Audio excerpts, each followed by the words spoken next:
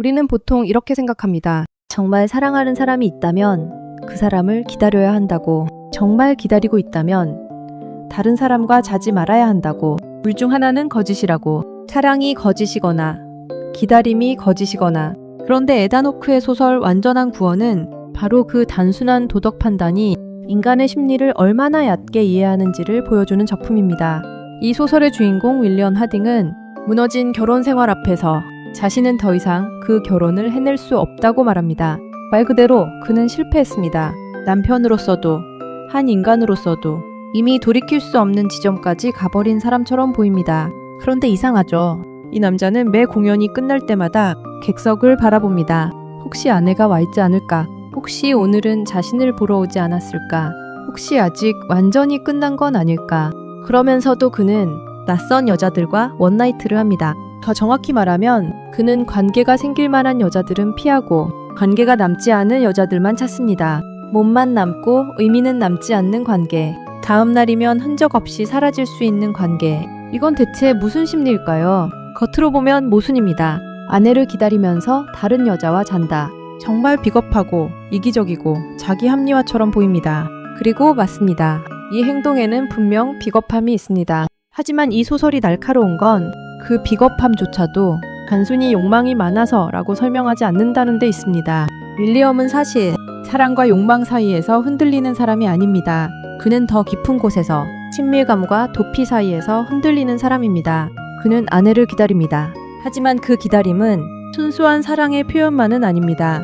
그는 아내를 사랑하기도 했겠지만 그보다 더 절실하게 원하는 것은 아내가 자신을 완전히 버리지 않았다는 증거입니다.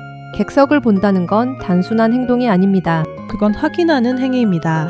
나는 아직 끝난 사람이 아닌가? 나는 아직 완전히 폐기된 인간은 아닌가?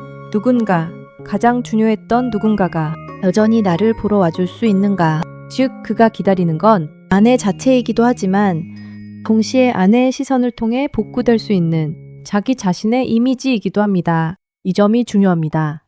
왜냐하면 윌리엄은 자기 삶이 무너진 뒤에도 완전히 현실을 받아들이지 못하기 때문입니다. 머리로는 압니다. 끝났다는 걸 압니다. 자기가 망쳤다는 걸 압니다. 그런데 감정은 그 결론을 견디지 못합니다. 그래서 그는 무대가 끝날 때마다 마치 기적을 기다리듯 객석을 봅니다. 하지만 그런 사람일수록 진짜 친밀감은 오히려 더 두려워합니다. 왜냐하면 진짜 친밀감이란 자기를 드러내는 일이기 때문입니다. 책임을 져야 하는 일이기 때문입니다. 누군가 앞에서 변명할 수 없게 되는 일이기 때문입니다. 그리고 이미 한번 관계를 망쳐본 사람에게 새로운 관계란 위로가 아니라 공포일 수 있습니다. 그래서 윌리엄은 원나이트를 선택합니다. 원나이트는 친밀감이 아닙니다. 원나이트는 관계가 아닙니다. 적어도 윌리엄에게는 그렇습니다.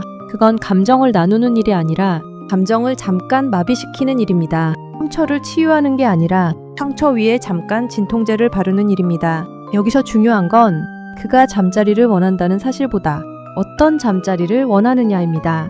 그는 아무하고나 자는 사람이 아닙니다. 오히려 그는 아주 분명하게 대상을 고릅니다. 지속적인 관계로 이어질 수 있는 사람, 자기를 계속 보게 될 사람, 자기 내면을 건드릴 수 있는 사람은 피합니다. 반대로 낯선 사람, 흔적 없이 사라질 수 있는 사람, 설명도 책임도 필요 없는 사람을 택합니다.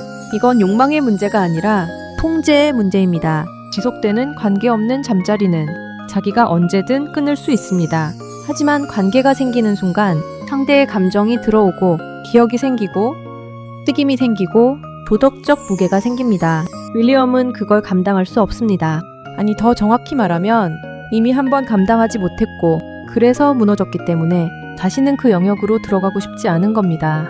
그래서 이 남자의 모순은 사실 하나의 방향을 가리킵니다. 그는 사랑을 원하는 사람이 아니라 상처받지 않고 책임지지 않고 그러나 완전히 혼자이기도 싫어하는 사람입니다. 이건 굉장히 인간적인 동시에 굉장히 비겁한 상태입니다. 그는 아내를 잊지 못합니다. 하지만 아내를 다시 만나기 위해 자기를 바꾸거나 진짜 고통과 정면으로 마주하거나 성숙한 책임을 감당하려 하지는 않습니다. 대신 그는 두 가지를 동시에 합니다.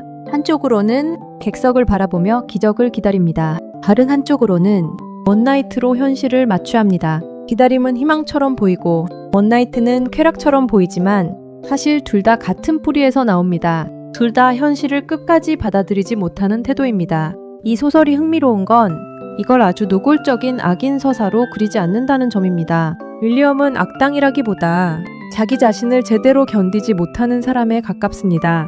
자기가 얼마나 망가졌는지 알고 있지만 그 사실을 똑바로 보는 순간 무너질 것 같아서 끝없이 우회합니다.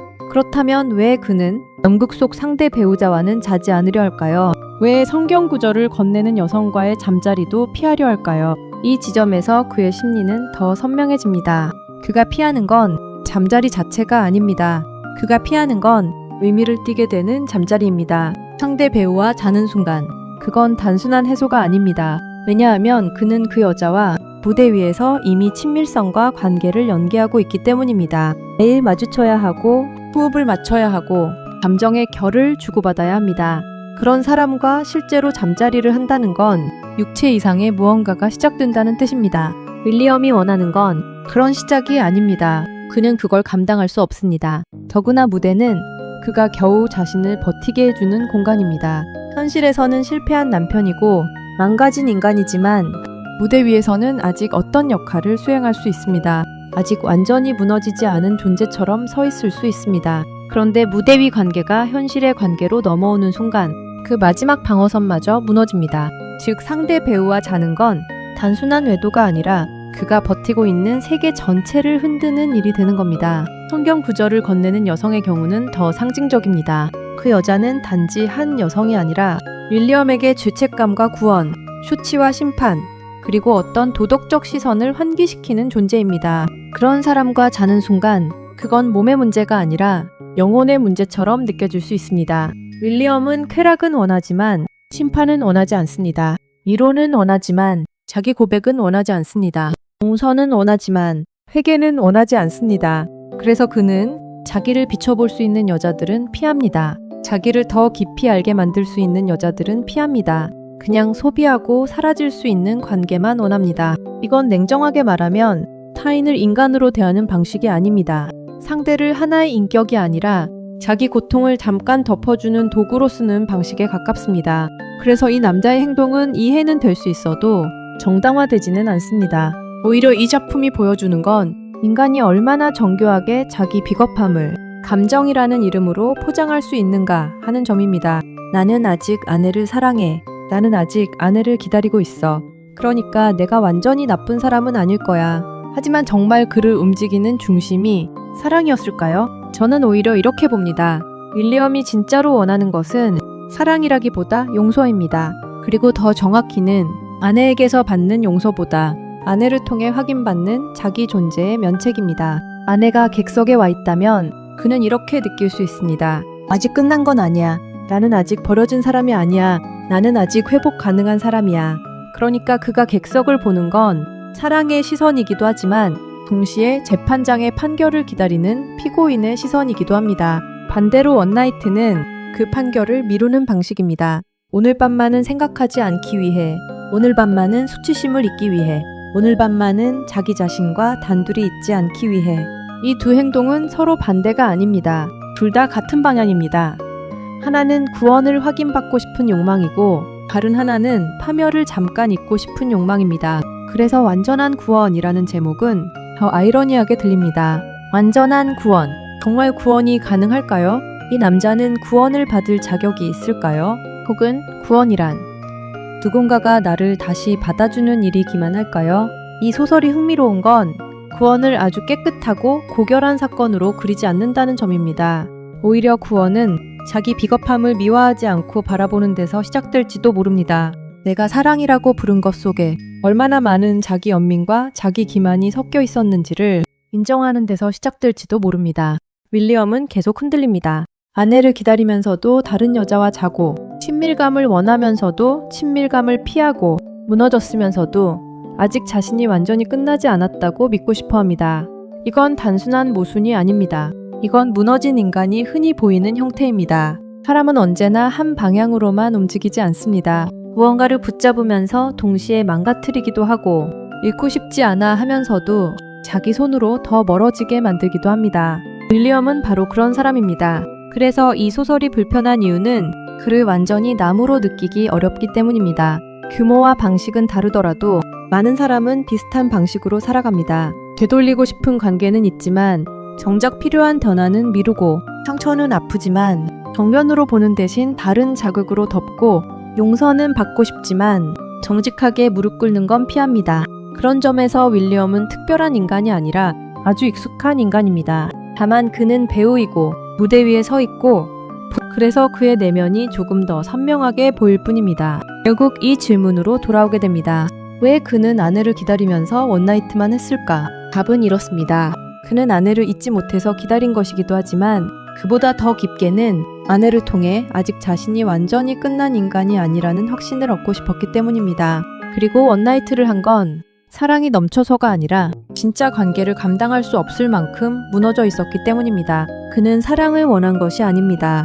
적어도 건강한 의미의 사랑을 원한 것은 아닙니다. 그는 용서를 원했고 동시에 책임 없는 마취도 원했습니다. 그리고 바로 그 지점에서 그의 기다림과 원나이트는 하나로 연결됩니다.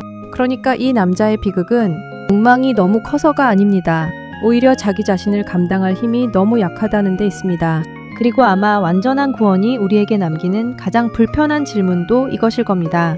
우리가 사랑이라고 부르는 감정들 중에서 정말 사랑인 것은 얼마나 될까? 우리가 용서받고 싶다고 말할 때 정말 바뀌고 싶은 걸까? 아니면 단지 예전의 나를 잃지 않은 채 다시 받아들여지고 싶은 걸까? 윌리엄은 그 질문 앞에서 끝내 깨끗한 답을 내놓지 못하는 인물입니다. 그래서 더 현실적입니다. 그리고 그래서 더 불편합니다.